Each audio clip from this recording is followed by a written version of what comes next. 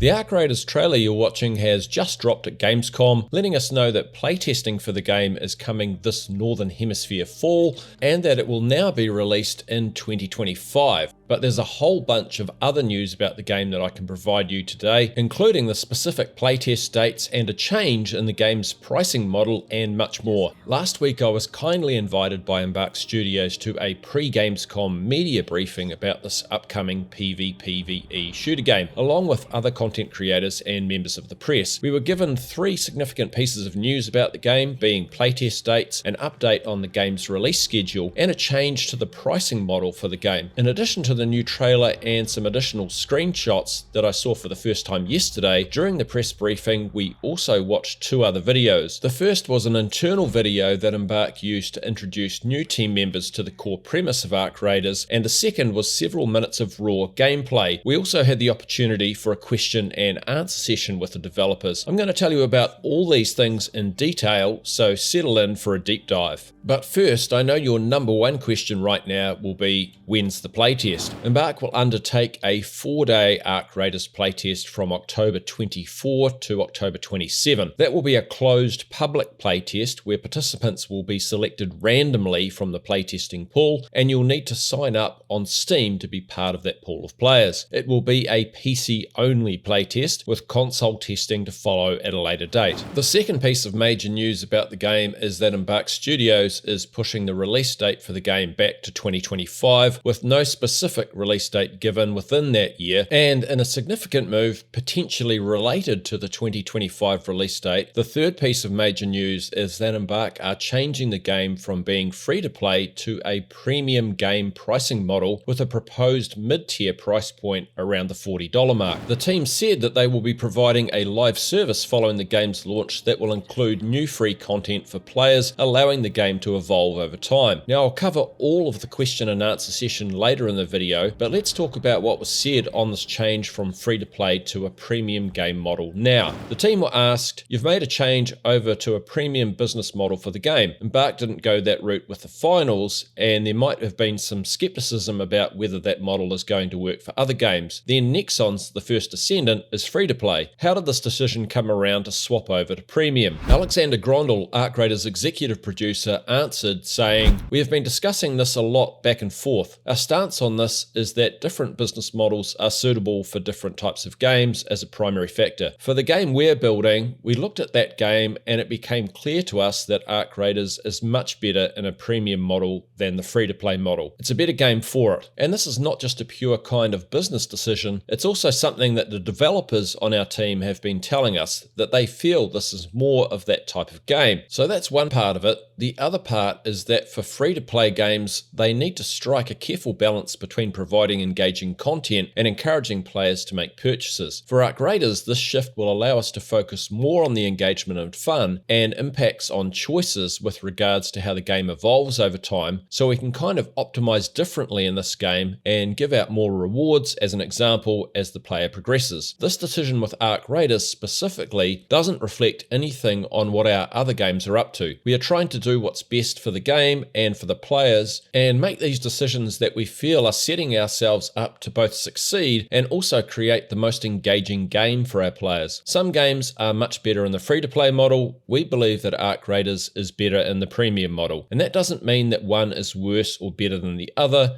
That's not what we're saying here. Having seen the gameplay, which I'll talk about in a moment, I think this is absolutely the correct decision for the game. While a game like the finals fits well with its wide and chaotic variety of cosmetics that the developers offer players in order to provide Embark an income for that free-to-play game, Ark Raiders feels much more grounded and visceral and has a real somberness to it that I guess you might expect from mini-games based in a dystopian world. And while there's definitely potential for a selection of closely aligned cosmetics to be offered to Ark Raiders players, it seems pretty clear to me that the game will be best served by sticking closely to an art style that runs hand in hand with a small colony of humans fighting Ark machines and each other in a dystopian environment that's set several hundred years into the future. A premium game model also means that Embark can offer players more free rewards in-game for progression and completing quests and so on, which also helps keep us immersed in the Ark Raiders narrative. This seems like an excellent decision from from the Embark team. Given that change from free-to-play to a roughly $40 game, it then didn't really come as a surprise to see the release date for the game pushed into 2025. With that price tag on the game, I think Embark giving themselves more time to polish the game, both in the world where combat takes place and the social hub where trading, inventory management, and quest decisions and the like probably take place, is a good thing. People will have solid expectations for the value a $40 extraction shooter should provide, and Embark need to make sure they meet those expectations up front. In the meantime, we can look forward to the October playtest. While the playtest dates, the change in pricing for the game, and the 2025 release date are the major snapshots of Arc Raiders news, through the remainder of this video I'm going to give you lots of details about the 3 other chunks of info we were presented. Those are a detailed description of the game from the Embark team, details of the gameplay they showed us, and the question and answer session. I'll also use the new trailer and new screenshots as well as older images to augment the info I can provide you. I also look at a few more details in the new trailer towards the end of the video. However, let me say that providing you all the detail I'm about to means that some parts of the remainder of this video aren't going to have a huge amount of new action to watch alongside them, so it might start to feel a little podcast-like. I apologize in advance for that, but I think there really is such a wealth of new information about the game now that it's really worth me endeavoring to deliver as much detail from the event as I can. Let me just preface all of this though by saying that following what I saw and heard at the event, that I am super excited about this game. I think we have a huge amount to look forward to from Arc Raiders based on how it's shaping up. Anyhow, let's talk about how the developers view the game. As I mentioned earlier, we were shown a video that included old and new gameplay, and that the Embark team use internally to provide a comprehensive overview of the game to new team members. That video was made by Embark Studios co-founder, their chief creative officer and Arc Raiders creative director Stefan Strandberg, who also attended the press event. Now, while I can't show you that video, here's word for word how it described the game, at first in words on the screen, then spoken by a game character, and then narrated by Stefan Strandberg. Ark move across the borders of Calabretta every night. The machines threaten any possible settlement on the surface. Humans congregate below the surface to survive. The hunt for vital supplies forges rivalry between colonies. In Speranza, Celeste has called for volunteers to help. A rogue group of fighters enlist to go topside to secure more resources. They are known as Arc Raiders. I was lucky.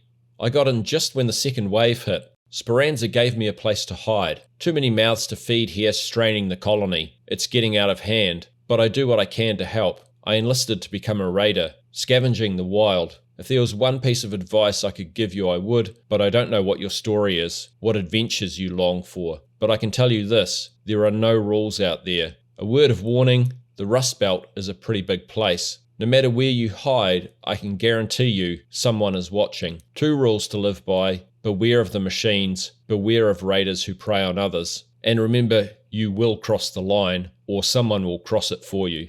Who knows? Maybe you'll make a friend or 2 here, but watch your back. You never know who you can trust. What are we?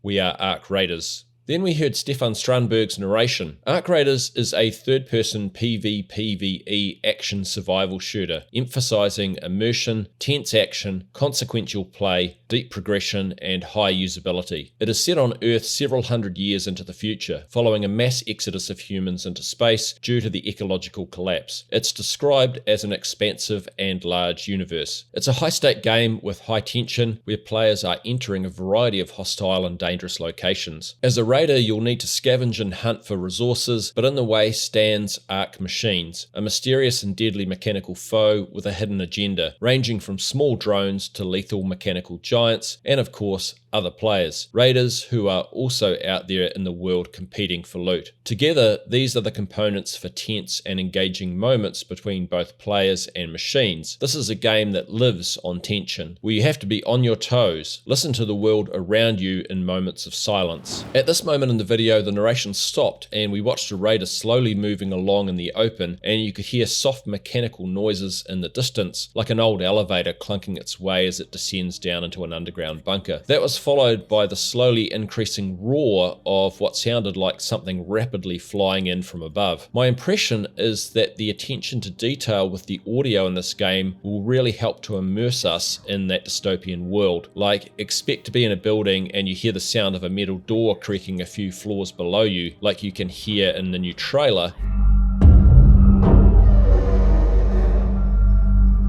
And then you know you're not alone, but you don't know exactly who or what made the noise. The narration continued. And then when the action does happen, it is a peak that contrasts the moments that came before it. The action is visceral, tactile, and grounded. And the game invites players to a rich sandbox of gadgets and tools beyond your military shooter. Besides just scavenging, looting, and the visceral combat, the game also offers a variety of different activities in the world, such as quests, sending you out to disrupt probes, deployed by Ark from orbit, or uncovering mysteries in different locations, or challenges to bring back special Ark material, and sometimes having to fight the machines for it. But to reap the rewards and to grow as a player, you'll have to make it out alive, return back down to the colony, return home. This is where you trade your loot and valuables to build and upgrade, improve and expand your chambers, your home, and ultimately grow your character, your raider, and your loadout to suit your playstyle to become the raider that you want to be. The game presents itself as an immersive adventure. Ark Raiders is vibrant with a wide appeal. Even though the world as we know it is long gone and the premise is dark, our presentation is colourful, inviting, and grounded. The world feels real and alive. The colony we live in is in turmoil, but it's also cozy, immersive, and feels like a real place. The traders and quest givers you will interact with here are real people. Well, most of them are. There are exceptions. As players start playing this game, their journey has just begun, and the stories in our universe will take players into new areas and adventures across the world. Our world will always grow bigger, take players further away, beyond the first valley, evolving the game world, the gameplay, and the player experience itself.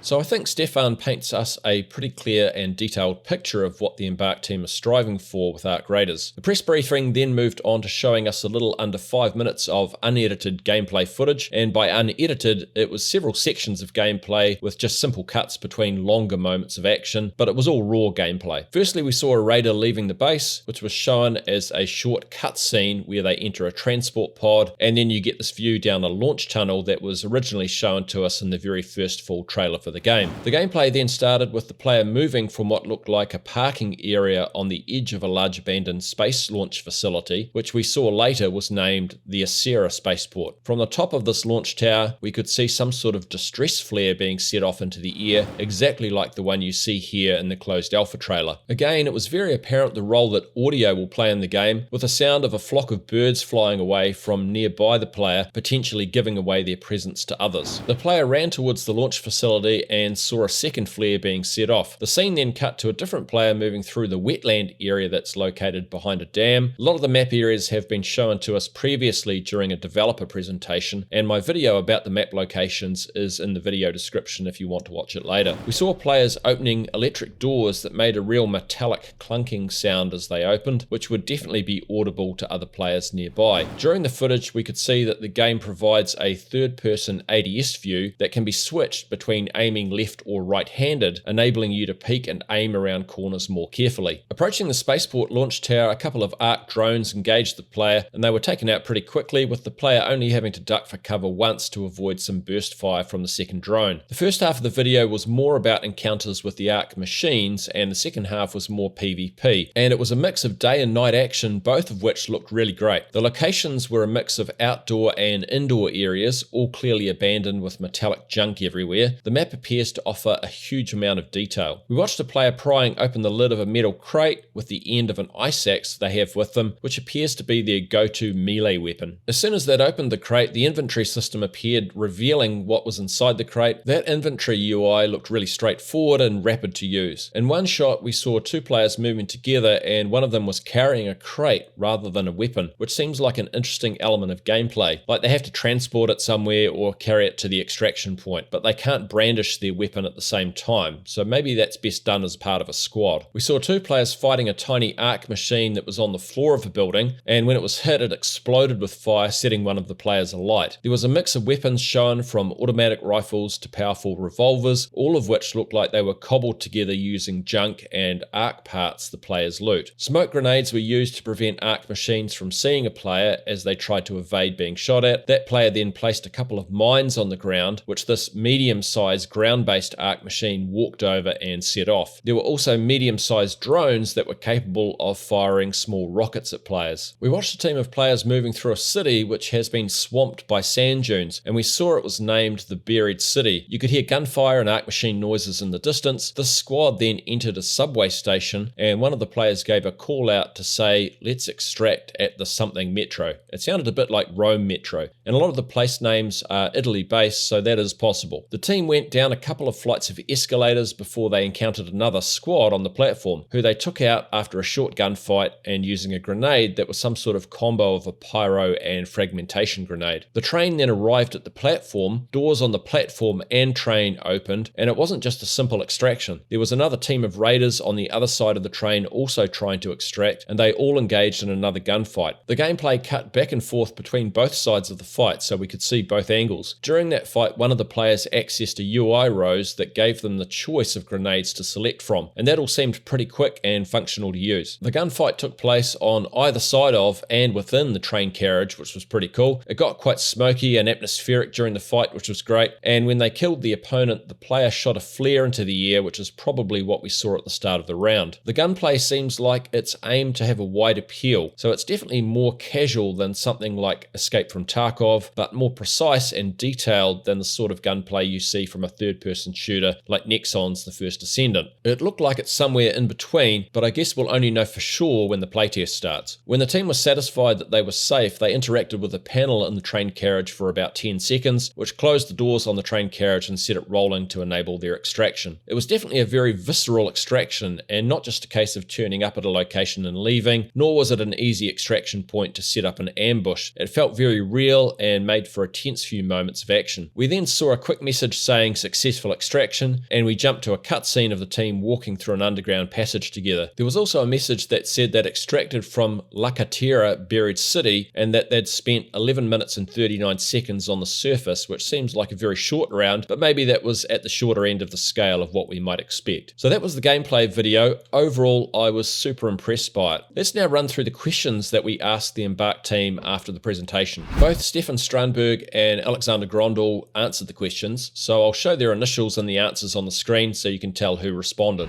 Will there be crossplay? Embark's intent is to have crossplay enabled across all platforms. How that will look exactly is still to be decided. We do think that the benefits of crossplay outweigh the drawbacks. I understand that there are concerns around some parts of it, but we hope that we can kind of navigate that space in a way that makes it the best for all our players. Is there player-to-player merchant trading? Currently, we don't have that feature in the game, so the NPCs are the traders you interact with in the game. It's currently a set of characters who live in the colony that have different roles in there. What is the weighting between PvP and PvE? How often should players expect one over the other, or will they expect both all the time? That's a good question. First and foremost, we are big fans of the PvPvE kind of environment, where you kind of have a chance to both operate and meet other players, conflict or not. And also the fact you have this constant pressure of the robots around you. So we want to create a mix where it's not constant fighting or you don't meet constant players, because the game needs drama. It needs tension, and tension sometimes comes from not seeing someone for a little while. Tension comes from you sneaking through a corridor, listening if there's other players around you, or listening if you can hear the arcs, or try to understand how they're patrolling. Tension to us is an important aspect of the game. The game needs to have the room to build tension properly, and that means that the pacing between interactions of other players and the AI arc needs to just have enough space for you to kind of feel that. But if you take a round as an example, our objective is that you would interact with both AIs and players during the round in a sort of somewhat regular cadence, but not to the extent that it's a constant firefight. That's not what we're aiming for here.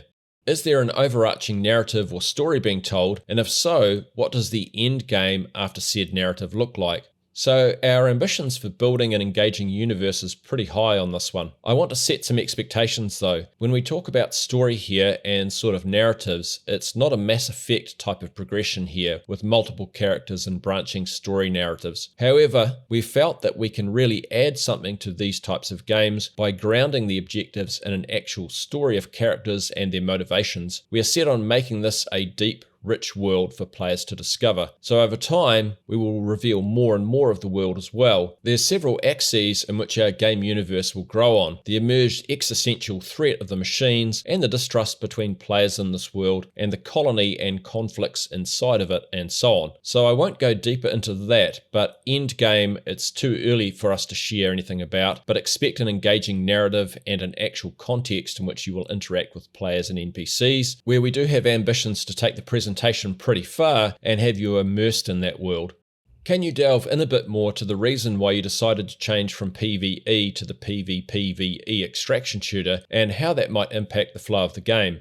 The game that we originally built was a game that had a lot of interesting promise. It had a lot of good things about it. At the end of the day, the thing wasn't as fun as we would want it as a total. The whole package wasn't as fun as we were aiming for with that. So we were kind of looking for solutions to how we could bring what we had into something that we felt was more interesting and fun. And again, we kept the best components from the game that we built, namely the setting. There's a lot of stuff in the AI arc, the world, and a lot of that. So we wanted to keep the good parts, and then we added the player versus player, which was, by the way, always supposed to be part of the Arc Raiders world. It was just that we kind of put that front and center now. The old game, which is, of course, not too interesting to dive into too much detail around, had a completely different session flow than what we have in our game today. So the game mode changed, but we believe that we feel pretty strongly that we kept the good parts and that it was 100% the right decision to go and do that change. And the game is so much better for it. So that's why we're here today, now that we've kind of proven to ourselves that this is absolutely the right thing, and hopefully you will, when you get the chance to play, all agree with us about that.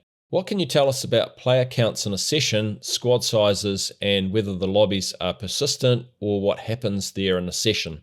Regarding player count, that's still to be decided. Once we go to the tech test, we will test out what we think is best. Of course, that could be changed based on feedback on whether or not we feel it's too tense, or it's too many players, too little players, and so on and so forth. Each map can have different player counts as well, so we don't necessarily feel like all maps need to be exactly the same. If we feel like, for instance, we have a more urban map that you saw in our video, the Buried City, that one has been a little bit more hectic, so we're thinking about how to make that fit so it's not too hectic. So maybe the player count will be adjusted to that. Squads can be 1 to 3 players, so that's how that's currently set up. So you can play, as you see in the videos, up to 3 players. Again, then depending on how many players we end up having, the amount of squads playing at the same time will be dictated by that. Also, I think it's worth mentioning that the game also has backfill. So even though a squad kind of leaves early, the server then repopulates and puts more players onto the server for the duration of that round. So the ambition there is to create a sort of constant that it's deliberate, with enough players that make the threat feel like it's supposed to feel over the course of the whole round. But those are numbers that we're tweaking as we develop the game.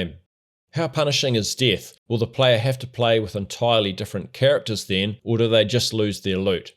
So the game follows the structure that I think some people will find familiar in this. So if you die, you will lose all of the stuff that you carry on you, apart from what you carry in your so-called safe pocket. So there you can put some of the more valuables that you carry with you, or specific quest items, or some other things that you absolutely don't want to get rid of or lose. Additionally, as you're playing as a player, then of course you progress. You keep the same character. The character then progresses over time. So even though you don't necessarily make it out alive as a player, we always want to make sure that you feel that you're progressing in the game. So it shouldn't feel that you're kind of stonewalled by the game, in the sense that you can progress with your player's rank, or that you can progress on the other progression vectors as well. The goal here is to be consequential, but also rewarding, and rewarding the player's time. I think we want to respect the player's investment of the time that they have with the game. So we try to strike the right balance there.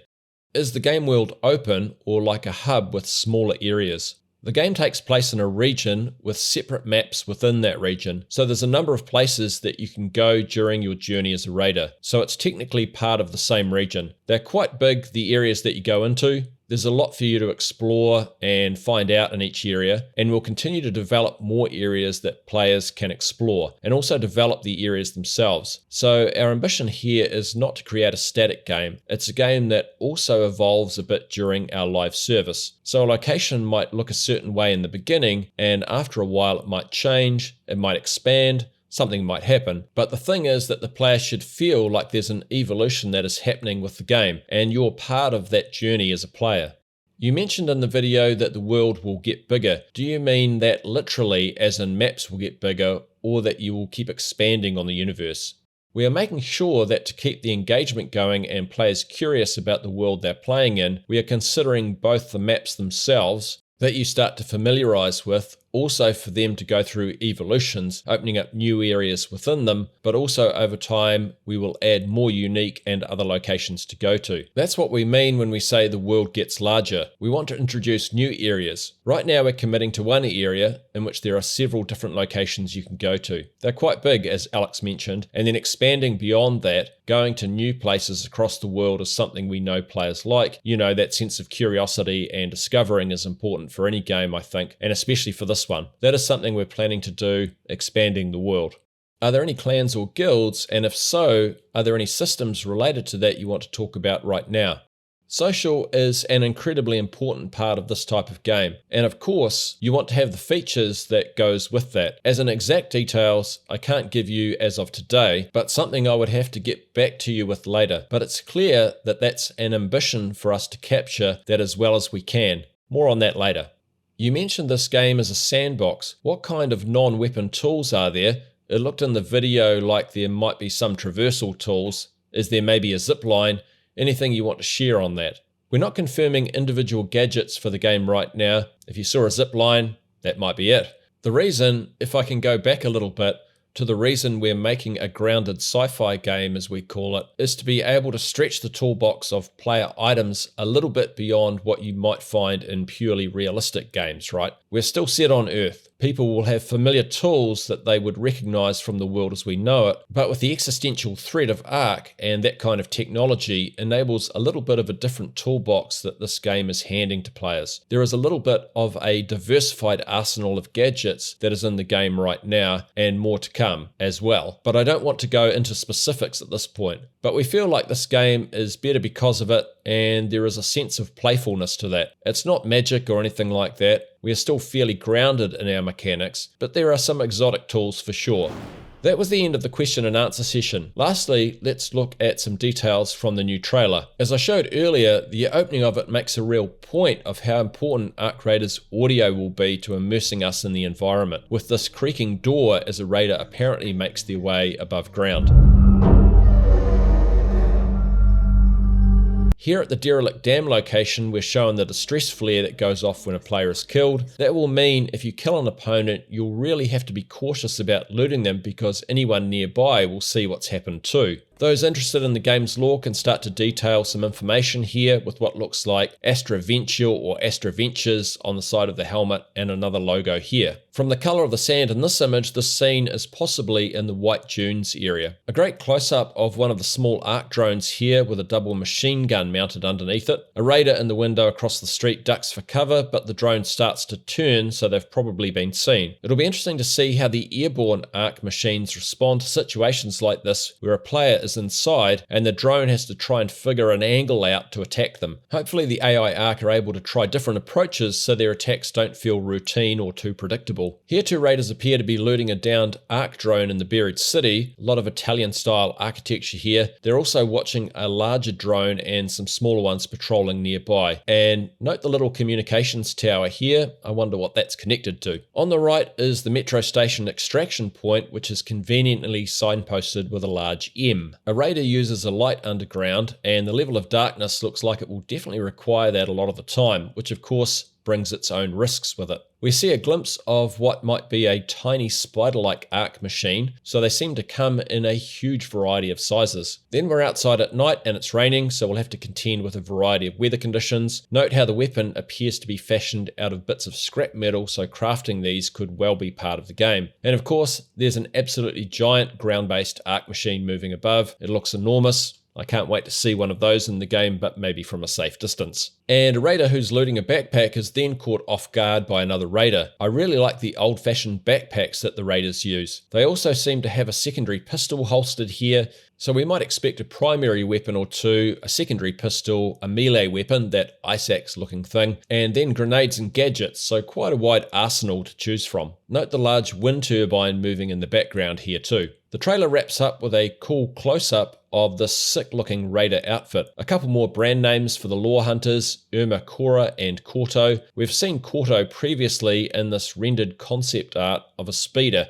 which don't appear to be in the game at this stage. The raider closest to us is brandishing some sort of hand cannon pistol, and their opponent might have a Tommy gun style machine gun, as you can just see a horizontal magazine sticking out of the side of it. And that's where the Ark Raiders Gamescom trailer ends. Overall, from the trailer, and especially the press briefing, as I mentioned earlier, I am super impressed. If I was to sum up some of my thoughts on what Ark Raiders will be like at this stage, in perhaps a more tangible way, it feels like it will have the ebb and flow of tension of a Quentin Tarantino film, the immersive audio of a Christopher Nolan film, all set in its very own distinct dystopian environmental setting. If that paints a useful picture for you, it certainly appeals to me. Thanks to Embark Studios for inviting me to the press briefing and therefore giving me the opportunity to tell you all of these details about Ark Raiders. Thanks for watching this very long video to the end. Do the usual YouTube business if you want to see more videos from me from now on. Give a like or comment as you see fit, and enjoy the rest of your day.